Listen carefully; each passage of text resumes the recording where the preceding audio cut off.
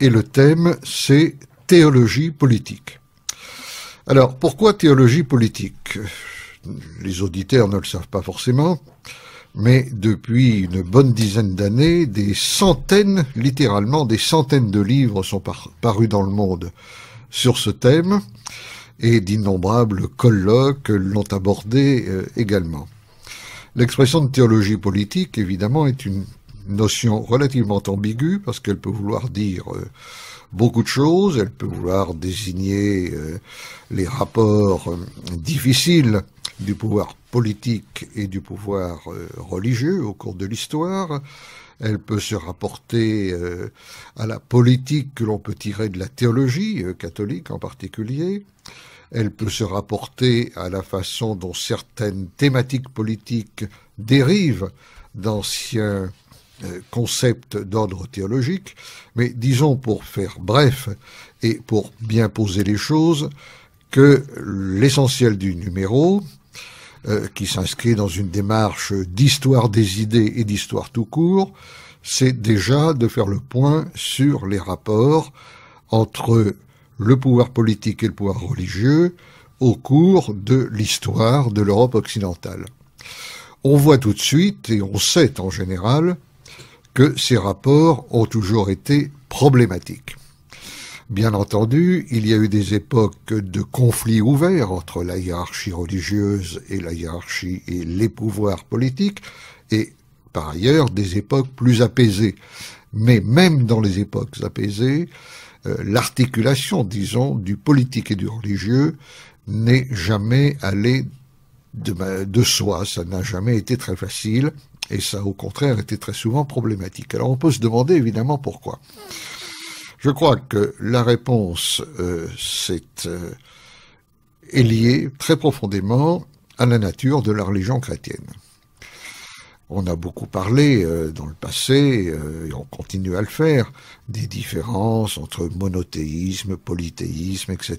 Je n'entrerai pas dans ces détails, mais il y a quelque chose qui est incontestable et évident, c'est que si l'on compare les anciennes religions de l'Europe, les anciennes religions pré-chrétiennes et la religion chrétienne, quelque chose saute immédiatement aux yeux, c'est que les anciennes religions de l'Europe étaient des religions qu'on pourrait appeler identitaires, dans la mesure où elles liaient, selon des modalités qui leur étaient propres, le pouvoir politique et religieux d'une manière relativement indiscernable. Pour le dire en termes plus simples, les anciens Romains adoraient des dieux romains, les anciens Grecs rendaient un culte à des dieux grecs, les Germains à des dieux germaniques, les Celtes à des dieux celtiques, etc. Le christianisme, lui, est une religion universaliste, c'est-à-dire qu'il n'est pas la religion d'un peuple en particulier, et lorsqu'on emploie par métaphore l'expression de peuple de Dieu, ce peuple de Dieu ne s'inscrit pas, même de manière préférentielle, dans un territoire particulier. Le peuple de Dieu, il est formé de tous les croyants, quelle que soit leur origine, leur lieu de naissance et l'endroit où ils résident. Qu'est-ce que ça signifie? Ça signifie que, de ce fait, le christianisme est tenu de séparer, d'envisager différemment l'individu et le citoyen.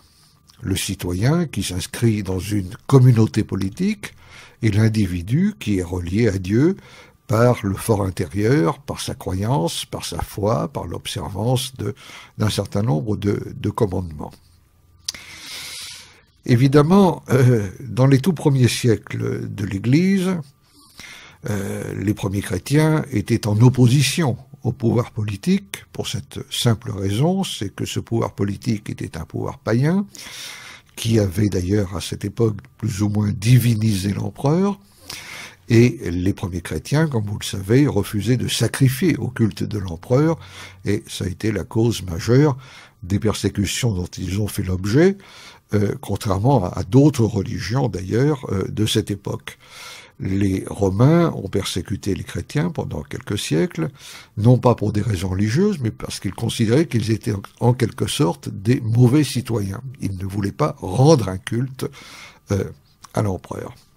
Les choses ont évidemment changé de manière radicale lorsque la foi chrétienne se répandant dans les différentes couches de population, elle a fini par toucher les élites, ce qui n'était pas le cas au début, et finalement l'empereur Constantin s'est plus ou moins converti, ou du moins a été de ceux qui ont commencé à abandonner le paganisme, et l'on est arrivé à l'époque de Théodose, qui instaure le christianisme comme religion d'État.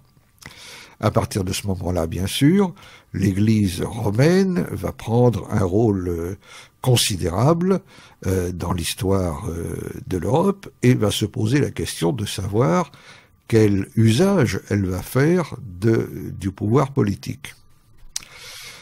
Les choses n'étaient pas si évidentes au départ, car quand on lit le texte des évangiles, on s'aperçoit que Jésus ne donne pas de directive en matière politique.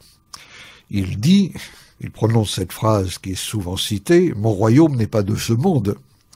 Ce qui laisse entendre que dans ce monde, c'est pas l'essentiel, c'est pas là que les choses véritablement se passent.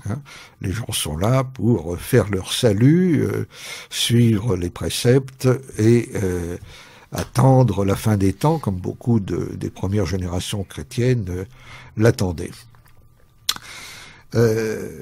Faute de mieux, on s'est rabattu sur une autre parole du Christ, qui a eu une postérité considérable, c'est la fameuse phrase « Il faut rendre à César ce qui est à César et à Dieu ce qui est à Dieu ». C'est une phrase, évidemment, relativement ambiguë. D'abord parce qu'on ne sait pas très bien ce qu'il faut rendre à César, et lorsqu'on lit l'Évangile, on s'aperçoit que cette phrase est prononcée par Jésus en réponse à une question qui lui est posée sur la légitimité de l'impôt. Il s'agit de savoir si il est normal de payer l'impôt qu'on payait à ce moment-là en Palestine aux Romains. Et donc Jésus répond, rendez à César ce qui est à César, ce qui laisse entendre, oui, il faut payer l'impôt, ou en tout cas, on peut le faire.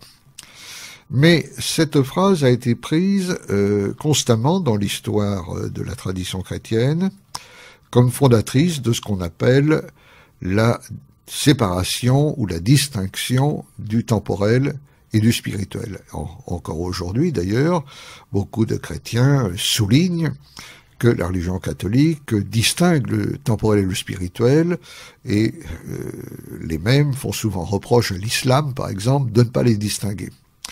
Mais il faut bien dire que le paganisme européen ne les distinguait pas non plus. La souveraineté était alors à la fois religieuse et politique. La distinction du temporel et du spirituel n'est pas une séparation, contrairement à ce que certains croient parfois. La théologie chrétienne n'a jamais dit qu'il fallait séparer le temporel du spirituel, mais qu'il fallait les distinguer, ce qui signifie que le pouvoir religieux et le pouvoir temporel ne doivent pas et ne sont pas exercés par les mêmes personnes. Mais, bien entendu, le spirituel prime sur le temporel, ce qui est tout à fait normal dans la perspective de la théologie chrétienne. Il s'en déduit que le pouvoir politique tire sa légitimité du fait qu'il respecte la loi naturelle, ce que les chrétiens appellent la loi naturelle, l'ordre naturel et les préceptes de l'Église. Une loi positive qui irait à l'encontre du pouvoir, qui irait à l'encontre de la loi naturelle, je parle toujours dans une perspective chrétienne, est une loi qui perd sa légitimité et auquel les chrétiens n'ont pas à obéir. Nous en avons des exemples tous les jours, avec par exemple la loi qui a légalisé l'avortement, qui est une loi positive, c'est-à-dire une loi prise par le pouvoir politique, mais qui ne peut pas être acceptée par les chrétiens, puisqu'ils condamnent l'avortement comme contraire au droit naturel. Par ailleurs, la distinction du temporel et du spirituel peut être interprétée de manière très différente. Ça peut à la limite fonder une théocratie, mais surtout, ça pose le problème de savoir, dans les périodes de crise, dans les discussions qui peuvent s'élever par rapport à la pratique politique,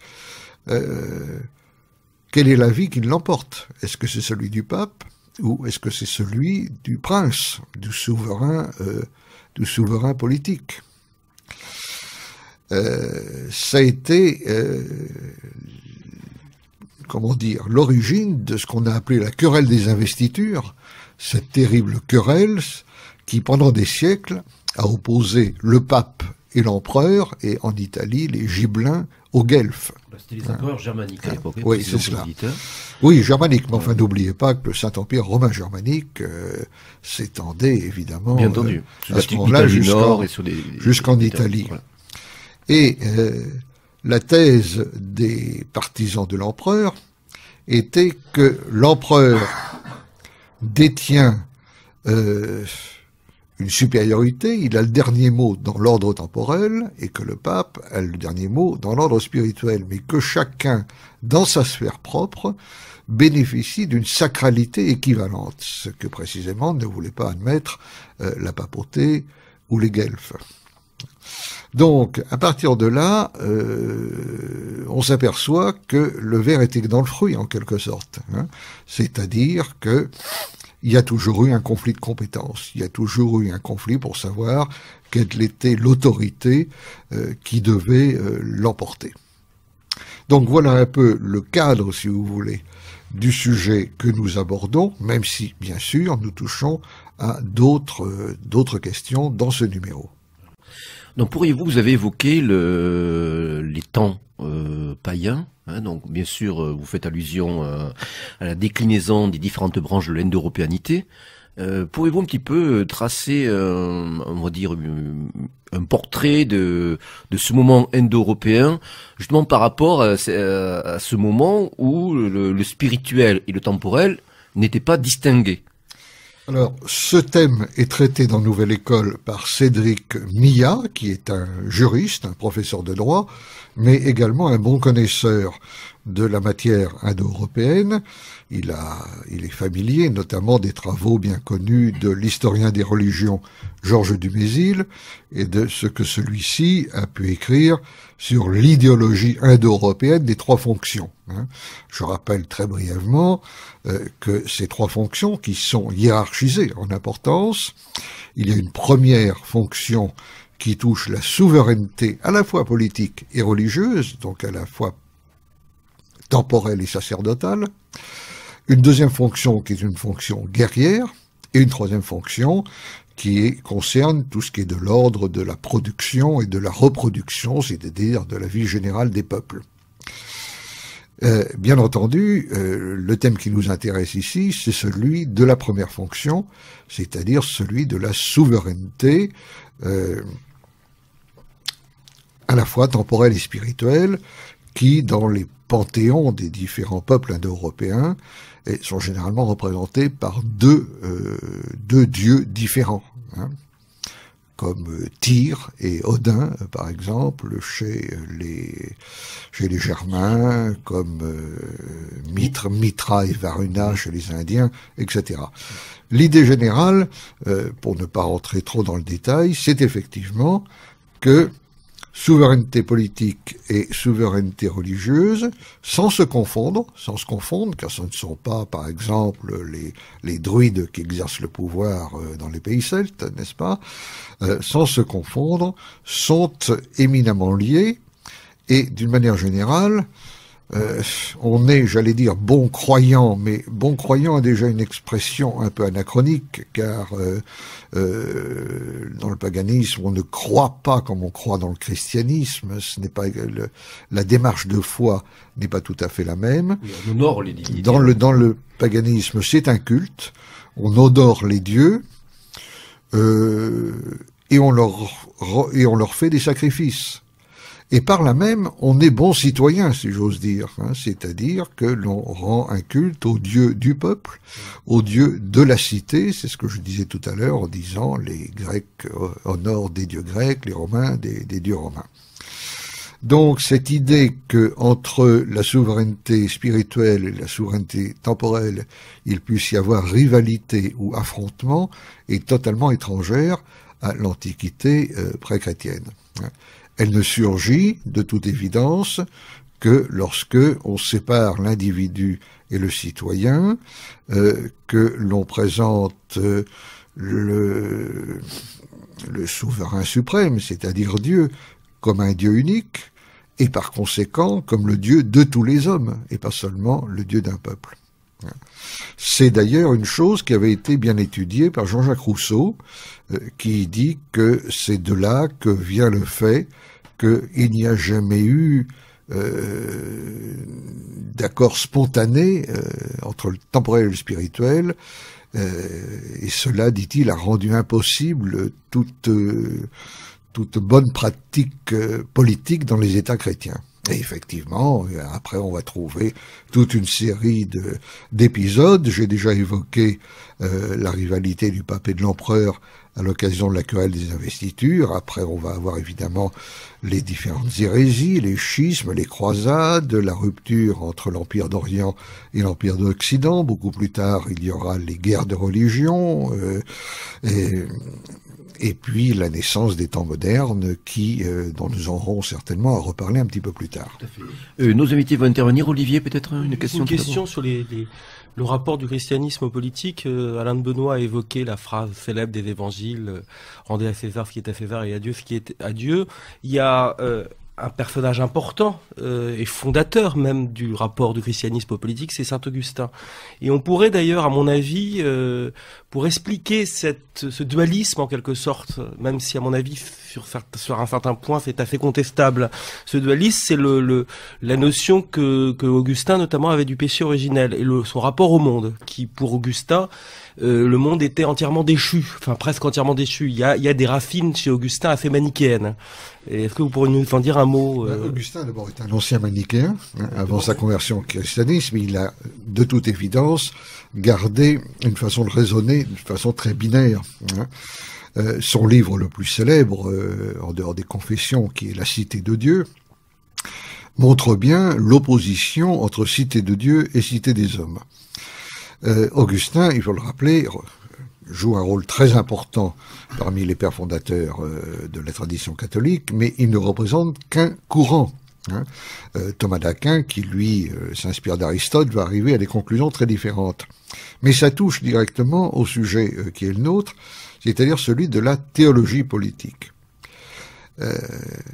Il y a eu, à l'intérieur du christianisme, un affrontement constant entre ceux qui croyaient à la possibilité d'une théologie politique, c'est-à-dire la possibilité d'une politique dérivée de l'enseignement religieux, et ceux qui, au contraire, manifestaient une certaine méfiance, une certaine réticence vis-à-vis de cette possibilité, justement parce qu'ils considéraient qu'il ne fallait pas confondre la cité de Dieu et la cité des hommes.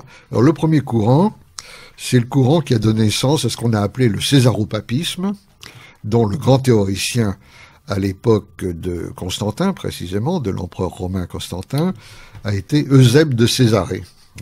Eusèbe de Césarée, qui prononce un panégyrique de l'empereur Constantin, estime que c'est un fait providentiel, que le christianisme commence à se développer à l'échelle, nous dirions aujourd'hui mondiale, au moment où l'Empire romain atteint sa pleine extension.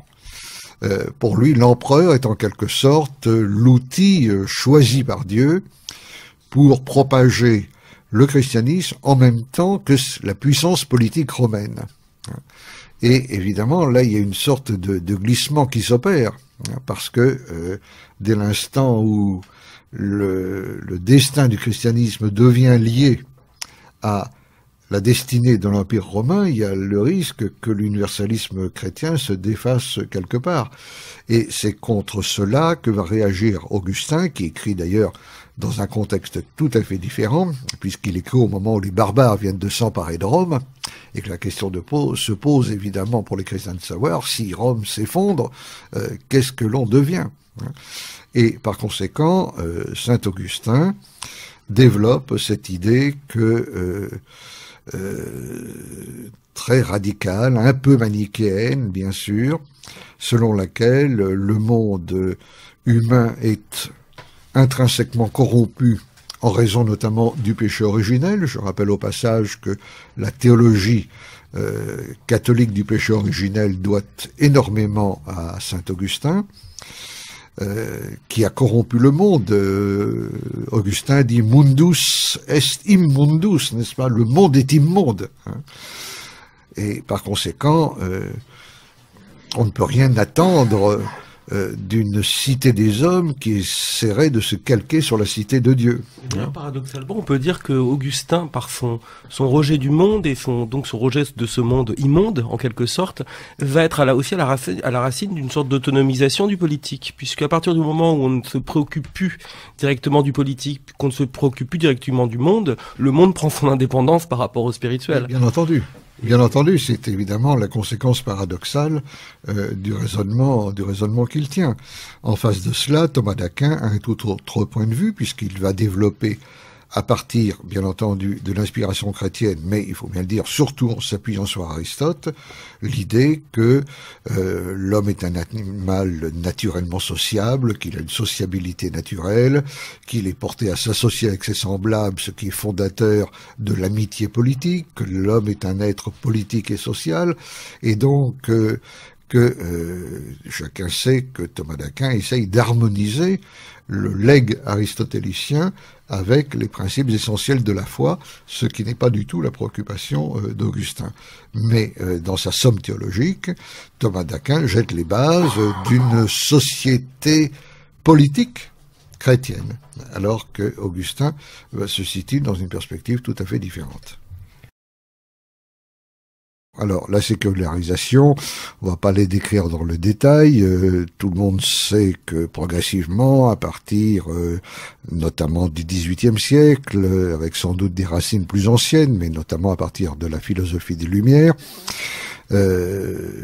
cette rivalité, cette opposition entre le politique et le religieux va aboutir finalement à la sécularisation, c'est-à-dire que le pouvoir politique va se dégager progressivement des instances religieuses et qu'on finira par arriver à la séparation de l'Église et de l'État, pour reprendre une problématique plus moderne.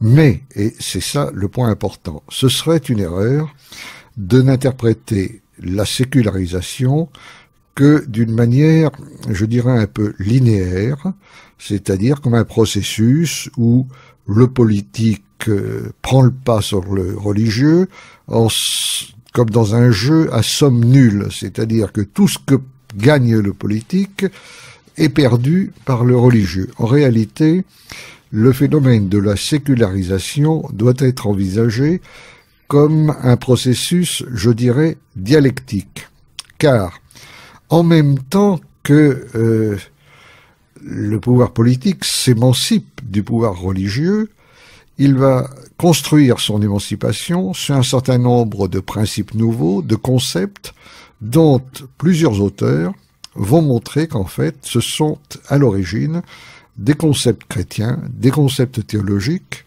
qui sont repris sous une forme sécularisée, profane, après avoir été en quelque sorte vidés de leur dimension de transcendance.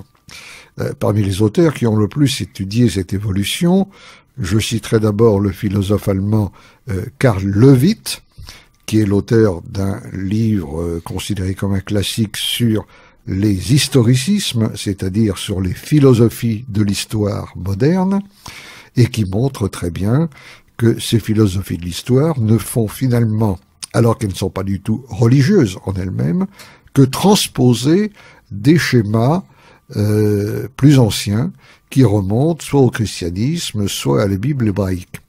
L'exemple le plus typique que l'on puisse donner, c'est une conception linéaire de l'histoire. Vous savez, là je vais aller très vite, que dans l'Antiquité, l'histoire était conçue plutôt comme une succession de cycles, tandis que dans la Bible surgit l'idée d'une histoire linéaire, vectorielle, qui a un début absolu et qui se dirige vers une fin absolue, qui se confond avec, pour les chrétiens, avec le retour en gloire du Christ, etc., la fin des temps, la résurrection des morts et que sais-je. Bien.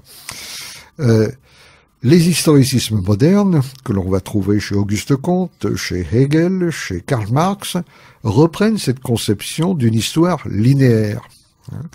Ils pensent qu'il y a des âges qui sont dépassés, que l'on va vers une amélioration qualitative et quantitative du temps historique, c'est l'idéologie du progrès, et qu'il y a un point d'aboutissement qui est l'équivalent finalement de la fin des temps, qui va être l'État libéral dépolitisé stable pour les libéraux, qui va être la société sans classe pour Karl Marx, et Karl Lewit, par exemple, qui a beaucoup étudié le marxisme, fait le parallèle entre la société primitive, antérieure à la division du travail chez Karl Marx, et le mythe du paradis terrestre, la traversée de l'histoire assimilable pour les chrétiens à une sorte de vallée de larmes, l'agent rédempteur qui n'est plus le Christ mais le prolétariat, et qui va déboucher sur une évolution de plus en plus accélérée qui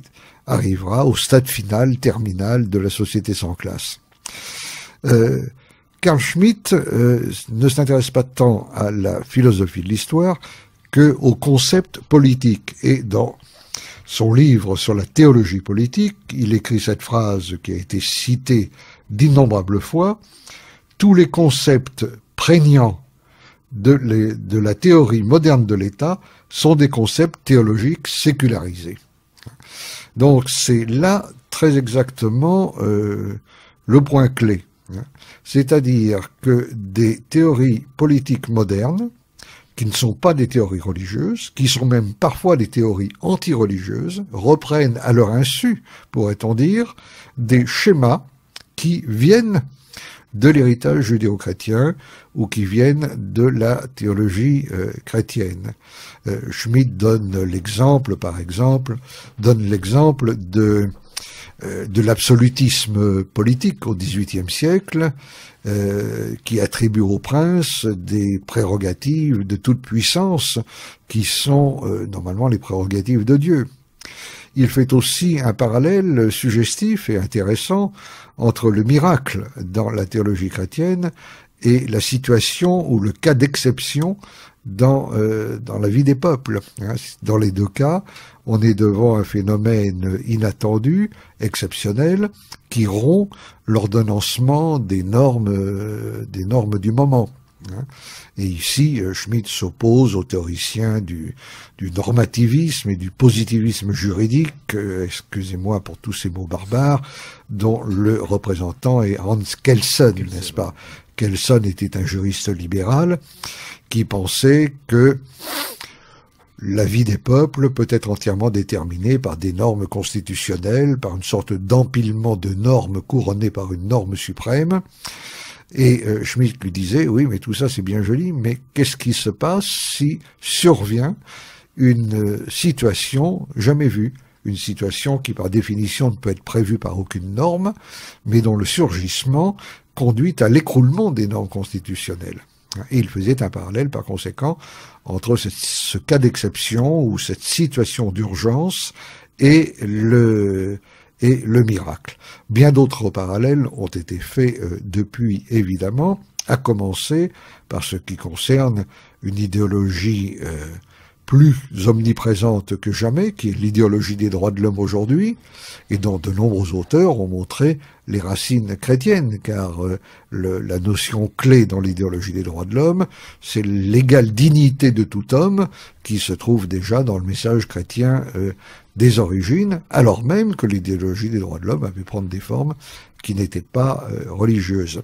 Vous-même, vous l'avez fait d'ailleurs, je vous interromps très rapidement, d'un petit ouvrage intitulé « Au-delà de l'idéologie des droits de l'homme », si je me souviens bien. Le livre s'appelait « Au-delà des droits de l'homme ». Au-delà des droits de l'homme. Et essayait précisément de montrer les racines idéologiques et religieuses de cette idéologie qui aujourd'hui est devenue, pour reprendre les termes de Marcel Gauchet, une sorte de religion civile de notre temps.